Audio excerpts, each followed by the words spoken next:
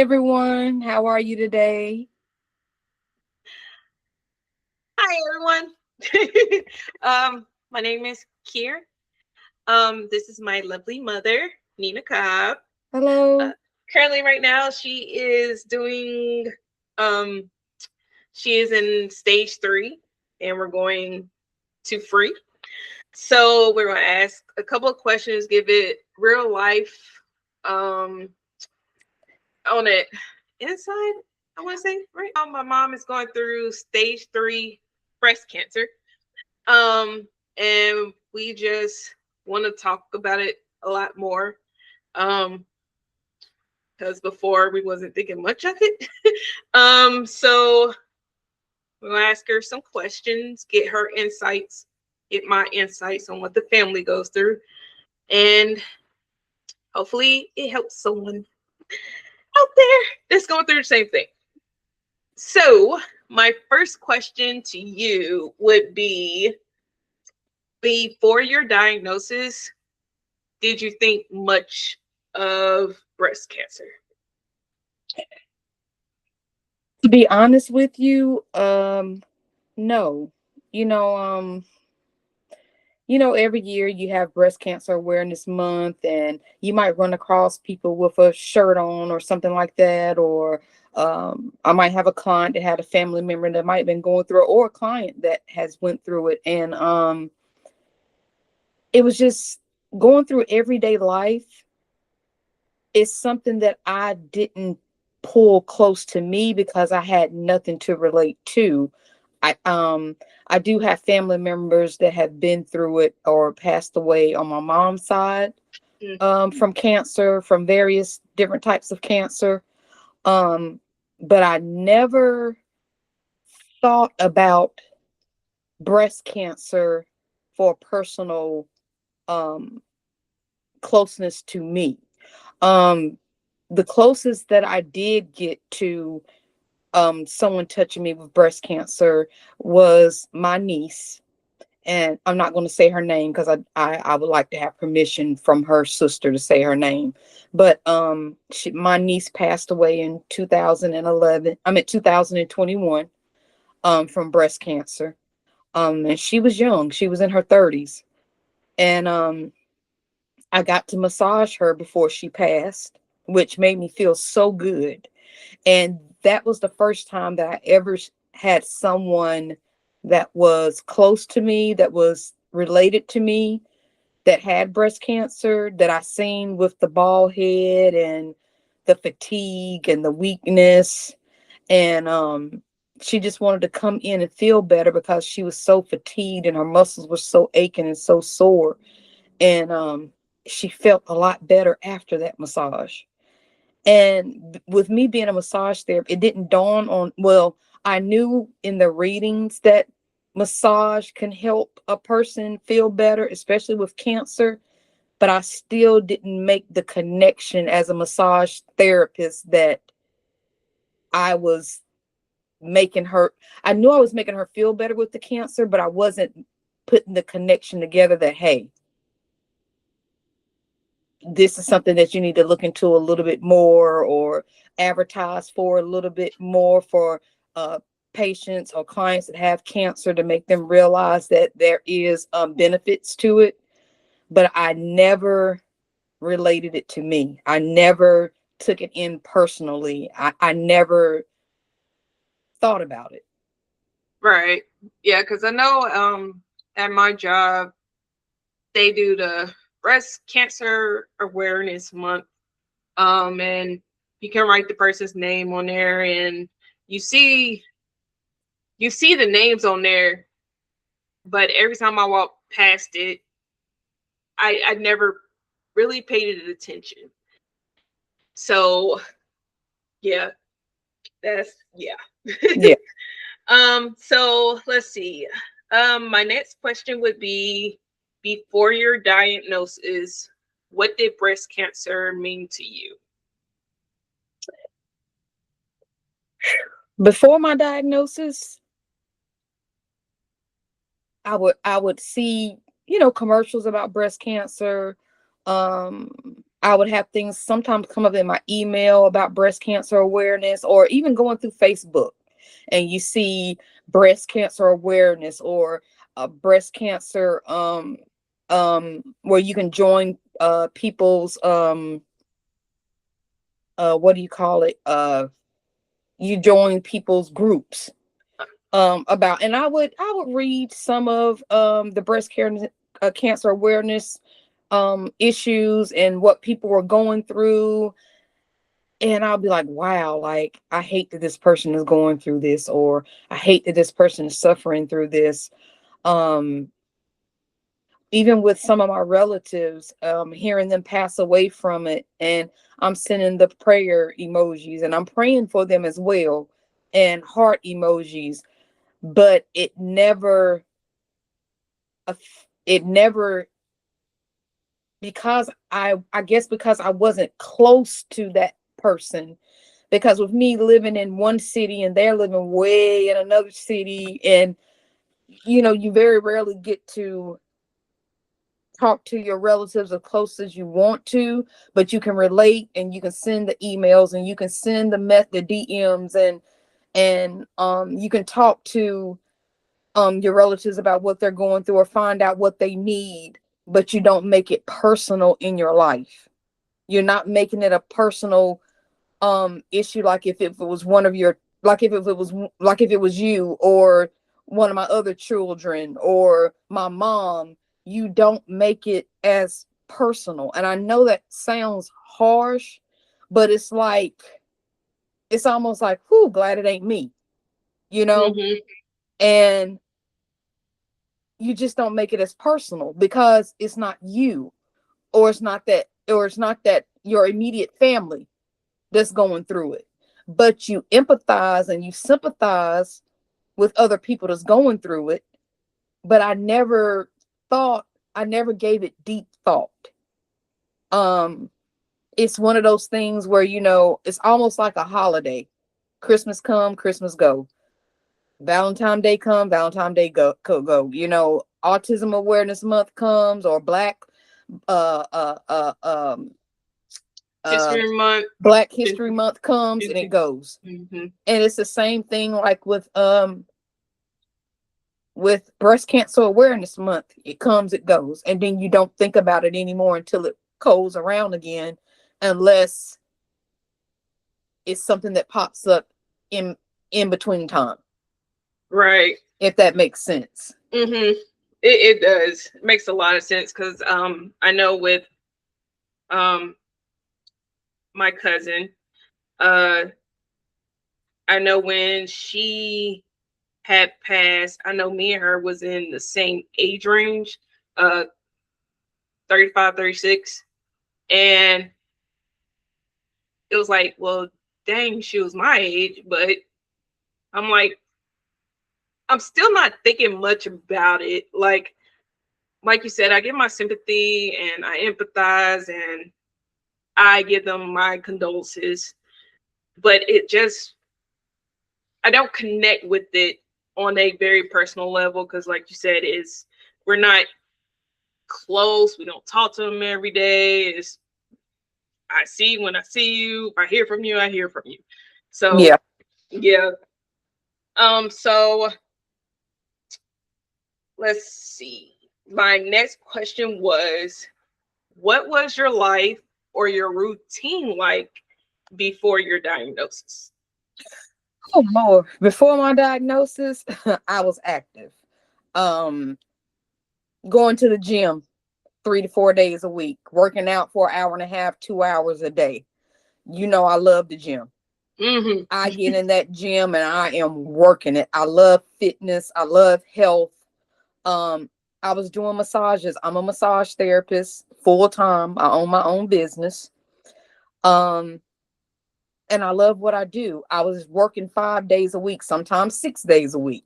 Mm-hmm. I would sneak people in on Sunday or Monday that was really in pain or really needed help or couldn't get it in their schedule. And I'm like, okay, I'll sneak you in, but don't tell nobody. Um, but I'm doing 90-minute massages, 60-minute massages, 45-minute focus relief. I'm doing hot stone, pregnancy, aromatherapy. I'm doing lymphatic drainage, and I'm going in at, well, my day starts from 9 to 6, but I'm going in as early as 7:30 in the morning, 8 o'clock to set up. Making my whipped soaps. Because I love natural elements and all that other good stuff. So, getting my product and ingredients together to do my natural soaps. Walking my dogs. Right. Yeah. Walking them around the block. Sometimes taking them on 30, 45-minute walks. I can't do any of that anymore. I was very active before the cancer diagnosis. Taking the grandkids out. Of course, with the 3 grandkids, 2 of them are autistic. So I would love taking them to the autistic indoor park. Yeah. And letting them play, or taking them to an outdoor park, and their energy alone will wipe me out.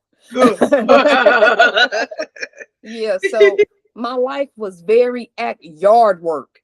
Don't nobody do my yard work but me. My husband don't do my yard work. He do not trim. He do not weed eat. He do not trim the bushes. He do not cut the grass. My lawnmower is my lawnmower. My leaf blower is my leaf blower. My weed eater is my weed eater.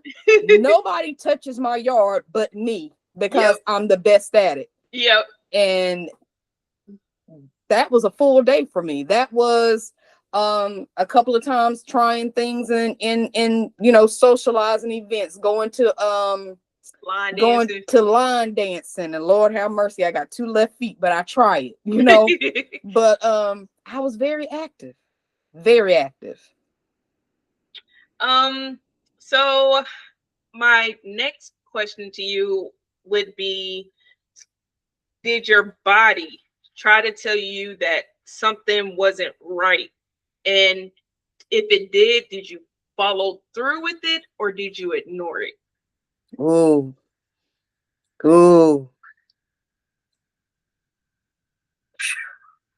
Yes. I was getting warning signs. I was having symptoms. I would be going to the gym, and all of a sudden I would just get tired fast. And that wasn't me. Just being more fatigued. The biggest thing that I noticed, my weight kept fluctuating. And I'm a healthy eater. I'm a healthy eater. Yeah. And my weight kept fluctuating. It would go from 135 to 120 to, without me even, I would drop weight without even trying. Yeah, your appetite be curved like crazy. My appetite would curve. I could go 2 days without eating. Or if I did, it would be minimal. I couldn't eat full course meals anymore. I found myself eating a lot of like black beans or rice or corn, and then I started eating a lot of fruit. I started eating a lot of fruit. One more thing I want to say that I know helped contributed. I would have little toddies after work. I would have airplane bottles. I don't do cups of liquor and all of that stuff. But I would go to the ABC store. I would buy a sleeve of Seagram's gin, and I would have 2 I call them airplane bottles because that's how small the bottles are on the airplane. Tiny. Yeah. So I would have 2 airplane bottles of gin after work, just to ease, my stress and all that other good stuff. And addicted to sodas, all this other good stuff. So everything sugary and stuff that cancer likes, it was going in my body. And I have to say this, even though I say I eat healthy and I drink healthy foods, I had a thyroid issue as well. So as you know, when you have thyroid issues, it craves sugar. And I dropped the ball, and I went back to craving sugar like crazy because I do not have a thyroid anymore. So my body was craving sugar. So anything sweet, Cinnabon, Coke, Yeah. Mountain Dew, them little dried out crinkly cinnamon things from Taco Bell with the cinnamon and sugar on Oh, it. the cinnamon twist. The cinnamon twist. Oh my God. I would eat 2 bags of those things. So yeah, the fatigue, I started having night sweats, but I'm in my 50s, so I chucked that up to menopause, you know. But the night sweats they started happening in the day and in the middle of the night, and it was bad. My breast would get itchy sometimes, scratching, not realizing that's a symptom of the cancer. Yeah.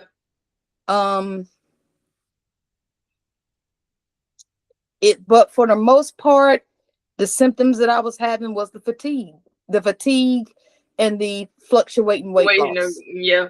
And I couldn't understand what was going on. And then I was blaming it on my thyroid. But once my doctors got my thyroid levels good and straight, but I'm still having these same symptoms, I knew something else was going on, but I ignored it. Right. I figured that it would just straighten itself out. So I was going through a lot during the time that this cancer was going through me or growing. I was taking care of an older brother who went blind, completely blind. Yeah. Yeah. And he lost where he was staying. He moved in with my younger son who had an extra bedroom. And I was taking him back and forth from Greensboro to Winston-Salem. And I live in Greensboro, so that was a lot of running for me. And I'm taking him to eye doctors and specialists. And thank God that we found a doctor that removed his cataracts and the calcifications that was starting in his eyes. And now my brother got his eyesight back. On top of that, I had to help him find an apartment. I got him back on his feet. His old job hired him back, which was a blessing for him. And all of this that was going on, the cancer was growing. Then after that, my son Eric, he had multiple things happen to him. He had to move in with me and my husband because within 3 months, the baby that was supposed to have been his wasn't his. Went to the job and snapped, lost his job of 7 years, lost his apartment. So I'm taking care of brother and son, and I'm neglecting me. Yep. I was not paying attention to me. Even when the fatigue was getting worse, the weight loss was getting worse, I was ignoring it because I was and don't get me wrong, I love my family. I would do anything for my family. Yeah. But I was putting them before my own personal needs. Yep. Yeah, you really was. But let's see. Can you walk me through the moment that you knew something wasn't right? Like that you knew it wasn't your thyroid that wasn't causing this. Like, actually, I can tell you the day. It was the first week in November. No. It was the second week in October. Because November is when I went and when the diagnosis came back. It was the second week in October. And I love my bubble baths. Yes. I very rarely do showers. I love my 45-minute to an hour bubble baths. I'm putting in the fake candlescent lights. I'm cutting the lights off in the bathroom. I'm playing my R&B or my neo soul. I love to soak. But again, the fatigue was just setting in. To get in the bathtub and sit down was getting tiresome to me. So it was one day I said, I'm going to just take me a quick shower. Went into my bedroom, cut shower water on, was getting undressed. And as a massage therapist, I wear a lot of sports bras. Mm-hmm. I got regular bras, don't get me wrong, but I wear them for outings and things like that. But when I'm working, I wear my sports bras. Right. So, you know, sports bras, they don't have the underwiring or all or anything like that. So when I went to pull my bra up, my left breast flopped on my chest. But when it hit my chest, it was heavy. It didn't feel right. It felt like a brick hit my chest. And I looked down, and that was the first time I noticed that the shape was different. It was a little different. So then I cut the shower water off. I have a full walk-in mirror in my bedroom. So I stood in front of that mirror and I did you know how they tell you to raise your arm, do the feeling. Well, when I raised my arm, the bottom of my breast sucked in like a suction cup. Mm-hmm. And that's the symptom. And it looked like SpongeBob SquarePants. It literally looked like, when I looked it up and started doing my research, how they say it looks like an orange with the little dimples. Yep. That's exactly how it looked when it sucked in. And I automatically started crying because I knew. I was praying that it wasn't, but I knew. So I didn't say anything to anybody. I went ahead and took my shower. I cried in the shower. I got on the phone with my nurse practitioner, Dr. Chris. And I call her Dr. Chris, even though she's nurse practitioner. She's the most awesome practitioner there is. I text her and said, hey, got something going on with my breast. Need to make that mammogram. The next morning, she made it immediately. I got an appointment for that next following week, which was October the 10th. I got my results back October the 16th. And they said they found a mass.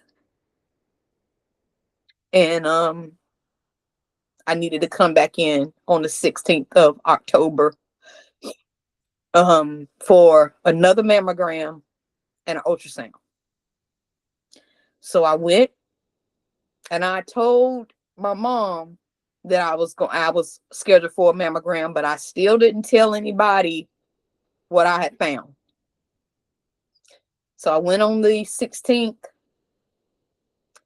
When it came back a week later, I had 2 tumors, one 3 centimeters, one 6 centimeters. And it was cancer. When I went, well, let me back up. It was cancer. I held it in. I got to my mom's house. Well, let me back up. Before that mammogram results, when the first mammogram results came in, I checked my MyChart. You know, everybody can check their MyChart. Yeah. You know, you can check your MyChart before your doctor even call you with the results. It's already there. Yep. So I seen and I read that they found the mass. I was at work. I got off work, canceled my appointments. I'm a mama's daughter. I ran straight to my mama and I broke down. Yep. I said, Mom, they found the mass. They found the mass. They say it's cancer. And I broke down. My mom called my husband. She called all of y'all. You. Yep. She CJ. Sure did.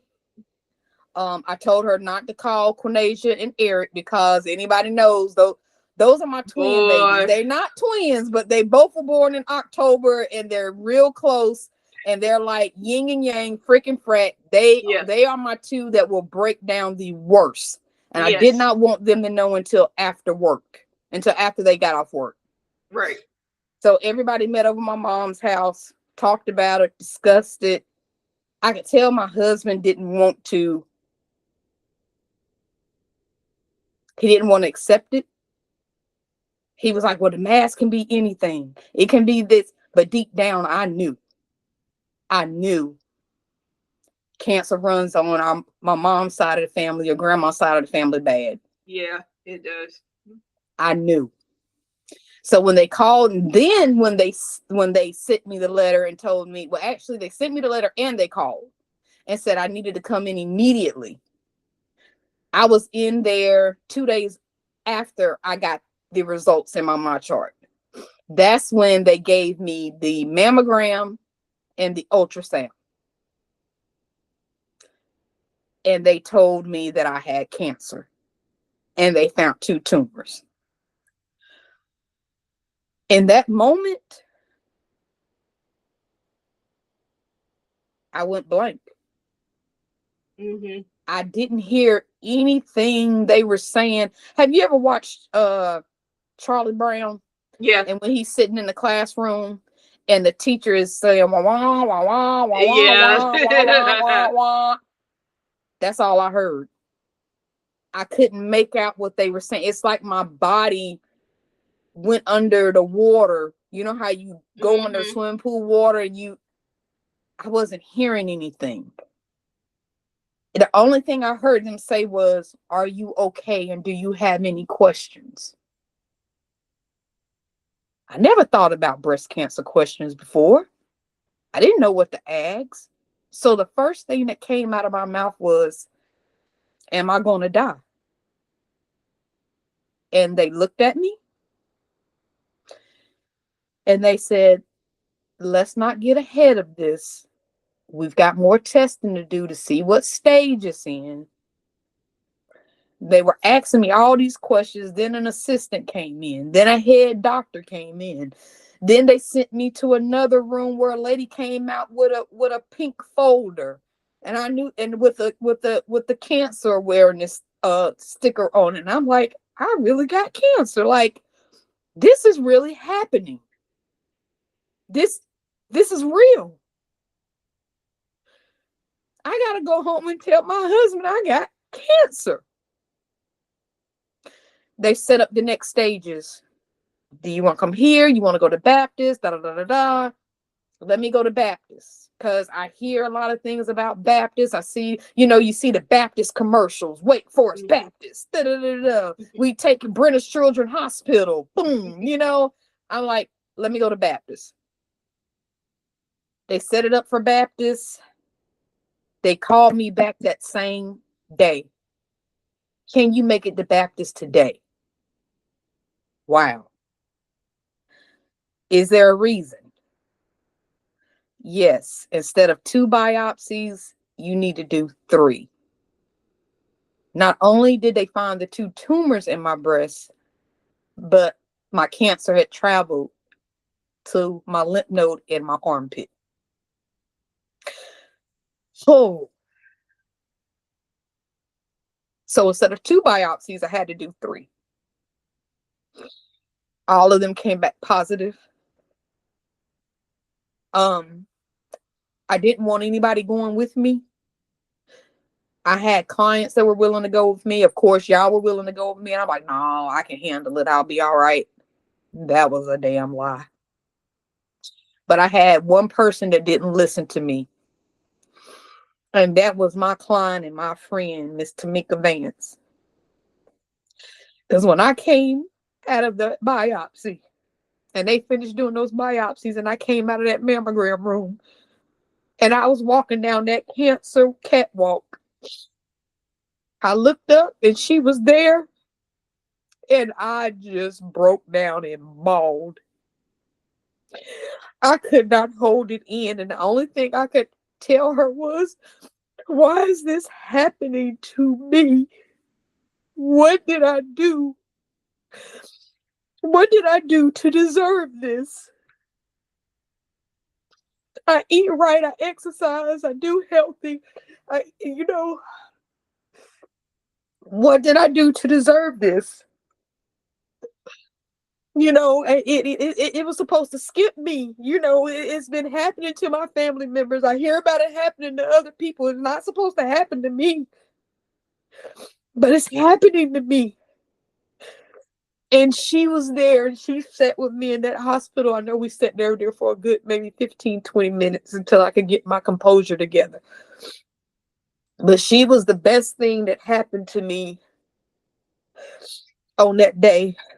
And I appreciate her and I love her to death. So thank you, Miss Tamika.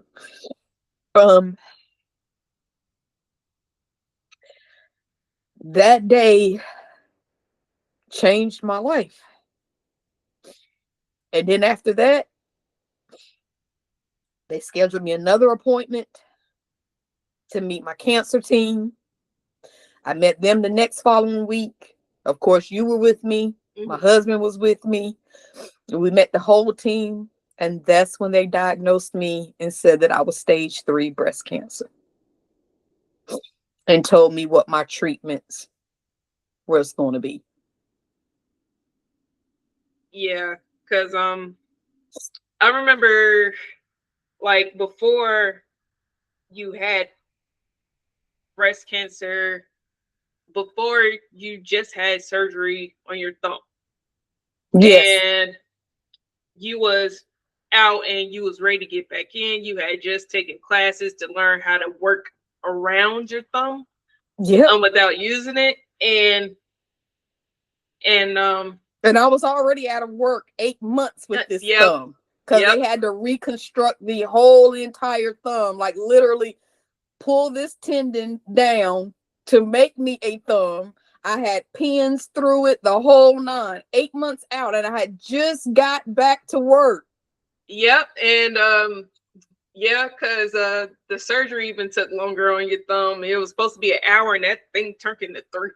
Into 3.5, 4 hours, yeah. Yep, and I was only supposed to have been out technically 3 months, but because it was so intense, it took me out 8.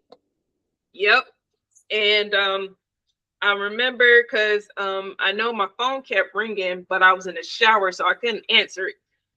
So the next time, by the time I got out the shower, the phone rang again, and it was Grandma. She was like, "Here, you need to come over, because your mom just found out she had cancer." And I'm like, "Holy, I'm on my way." Yeah. So I got there, and I see you're crying. I see your husband.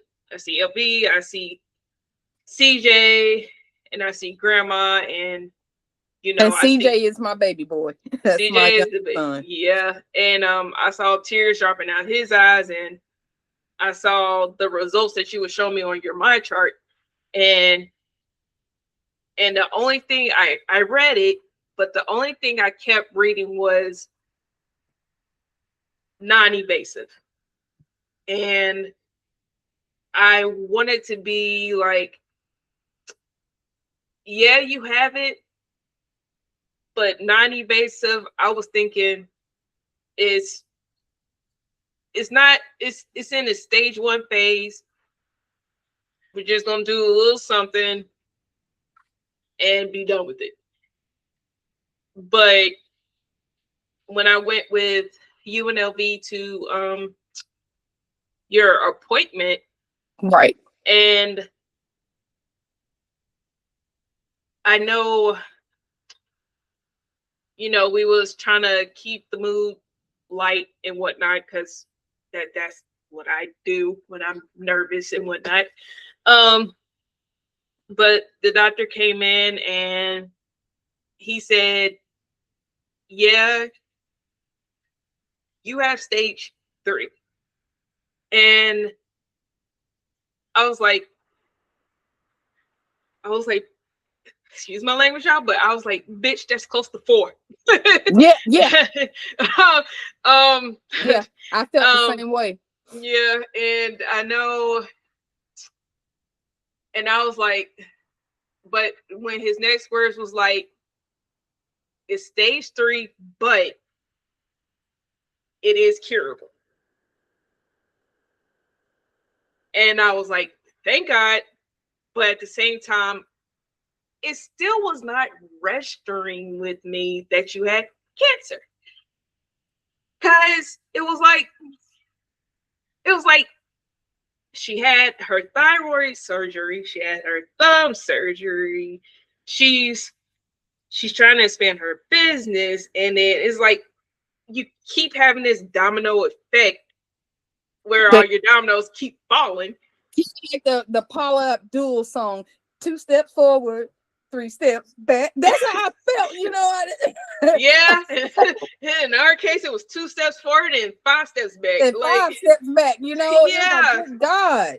Yeah. The minute I find something, I'm expanding, and then I have to back off of it, and then I expanding again, and good things going, and products in the business, and then I'm pulling products off the shelf because I can't make them anymore. Yeah, it was a lot. It was. And I was like, okay. I was like, so, and then the lady came in. She came in with your breast cancer package, with the breast cancer book, and she came in with a whole bag. Yeah, it was a whole bag. And she was giving us a few resources, but for me, it was like I felt like I was going about my day just the same, and it was not hitting. Because I would go to work, and because I had just came back from my leave, because I had anxiety and depression. So I had just came back. Yes. So then I heard this, and then me working through November, and then it hit December. Like while I was working, it was like, I'm gonna back up a little bit. When I found out, I had to go to work that same day.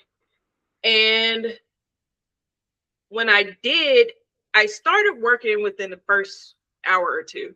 Right. And then I had started crying because I was like, I can't fathom this. I can't concentrate because she's at home fighting this. I'm at work like nothing is going on. I just couldn't fathom it. So I asked my manager, I was like, I just found out my mom has stage 3 breast cancer. I need to go home because my mind is not here right now. So I was working, and then I noticed at work, I was feeling angry because I would be in my head thinking about you. Like, yeah, what does she need? Why am I at work? If she needs something, I can't go to her immediately. So I was angry. I was lashing out at. And that was one thing that I read on like either the first or second page of that breast book, and I didn't believe it until it hit me. So I can relate to what you're saying with the emotions. All these emotions hit me at one time. I was angry. I felt like I was stupid. Like, how did you let this get this far? And because my thing, I'm having mammograms every year, but I'm like, I can skip this year. I know it ain't nothing there. Every year I go, they don't find nothing, so I can skip it. And the 2 years that I skipped, that I was helping my family members, is when it started developing. But like I said, I was depressed, I was angry, I was frustrated, I was scared. And all those emotions hit me at one time. Am I going to lose my business? Are my clients going to understand? And I'm still putting people before me. Yep. Yep. And it is taking going through this for even my clients. You come first before us. You know, I've been a massage therapist for 10 years, and I've had some of my clients that's been with me my entire career that look after me like family. Mm-hmm. And for the first time, I'm learning to put me first. And I don't know if it makes sense to some people, but sometimes I feel like putting me first is selfish, but I'm learning that it's not. Right. Yep. But all of those emotions hit me, and I'm still going through them sometimes. Sometimes I still wake up in the middle of the night angry. Yep. Yeah. I don't look forward to my chemotherapy, appointments, because I know for that week I'm going to go down. I know I'm going to be fatigued, or I know I'm going to be nauseated, or I know I'm probably going to be vomiting. I don't know which track is going to hit me when, Right. I have to start back over with light stuff, eating steamed vegetables and a little bowl or a little bit of fruit, or because I can't eat a full course meal. It has changed a lot for my life. My life has changed a lot. Yeah. And for me, it changed for me because I was always so angry. And it got to a point where I was cussing out not only the regular associates, but the assistant managers, and then the managers was getting it too. So I was so close to losing my job. Because you were just snapping. Yeah, I was snapping, and that's not you. I can honestly say that's not you at all. No. So I made the decision to do another LOA. At first, it was intermittent leave, where I could take off 2 to 3 days out of a month, if I need to be there for you. But then when everything started happening, it was like, no, I gotta be there every single day. So especially, now and in the beginning, yeah, I needed you. I needed everybody. Yeah. It was rough. That beginning part is very rough, and it's definitely triggering, because I knew when it really finally hit me was when you had your first treatment day, and I was laying in bed. I was like, I don't want to go. I don't want to go. I don't want to go. And you called me. You was like, LV, my husband want to take me for my first one. I was like, thank you, because I was not ready for it. But then somewhere along the line, I made a video, and which I'll post it along with it, about what I was feeling at that moment in time, because losing, or you going through this, I felt so frustrated. I know my faith was destroyed.